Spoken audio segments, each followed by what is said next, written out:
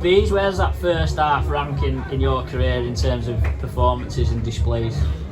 Outstanding, wasn't it? You know, to a man, we were unplayable, weren't we, at times? You know, the way we played, and you know, to be 4-0 at half time, we looked disappointed, to be honest. It could have been 6 or 7, but the finishing was outstanding, the movement, the space. We spoke about, you know, a game plan, and they took it out and done it to a T.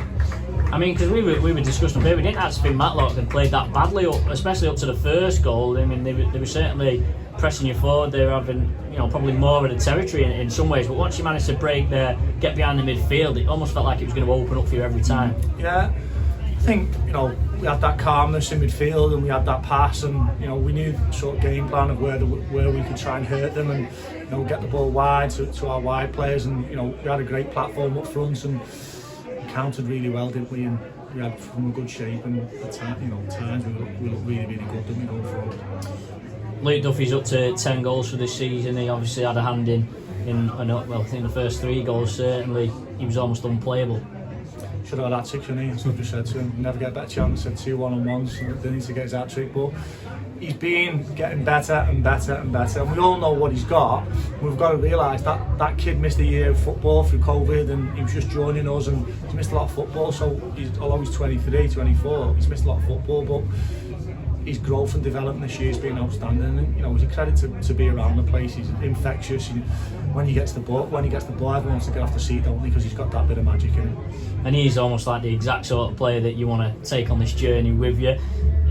The last time when we won the players a few years ago, it was 4-1 in the semi-final. Did you take some omen from that looking ahead to Monday? No. I didn't even realise that.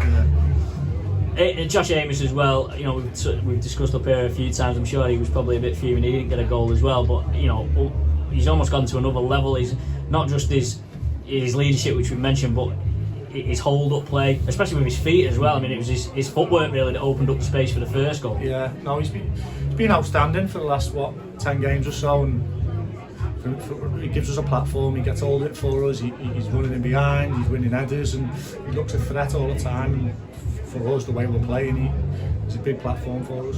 How did you approach the second half? Because you know, you must have gone in at 4-0 thinking it's job done, but obviously, you know, there's always that little element of doubt in the back of your mind. How did you can never switch off in football, you know, come back to bite you.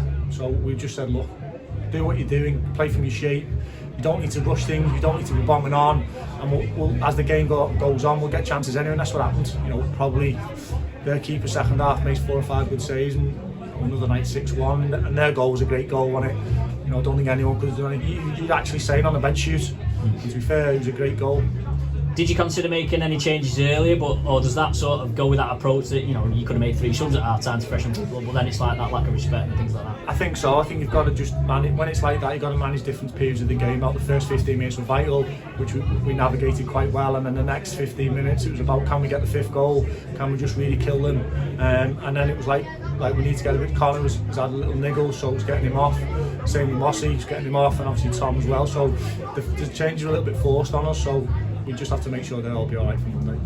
The fact, you know, you mentioned a bit earlier that we 4-0 at half time, but in a sense, maybe even slightly disappointed it wasn't more. Does that speak to the character and the mentality within this squad, and that, you know, they're always wanting more, they're never fully satisfied? It's got to be like that. That's what we've driven since day one. Me, myself and Dave, we want to improve, we want to get better, we want to make sure we're doing everything right. And then we still said at half time things we weren't doing great, and we touched upon it and spoke to different people and showed them a little 1 or 2 things. And it's about driving things forward, and whether you're 4-0 up or you're 1-0 down, you've got to be better, keep going better, keep doing better, and that's what we're about.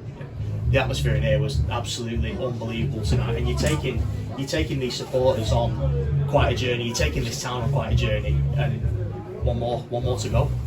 Yeah, the support was outstanding. You know, it was loud from minute 1 all the way through, and it probably got a little bit boring for them second half because there wasn't any goals. But you know, we could hear them all through the game, and they've been great with us. And at the end, they stayed and they clapped us off, and rightfully, the players deserve that. You know, ovation at the end. But you know, I can't give enough credit to support. I've said this all along. The town, the supporters. When I first come in, I said the Warrington supporters don't understand football and know the game they do, and the crowd's building, and the fan base is building. The core fan base is building, but you know, if we keep up performances like that, it'll get bigger and bigger. This squad just seems to move serenely through test after test after test. one more to go. Is this squad ready to take that final step, do you think?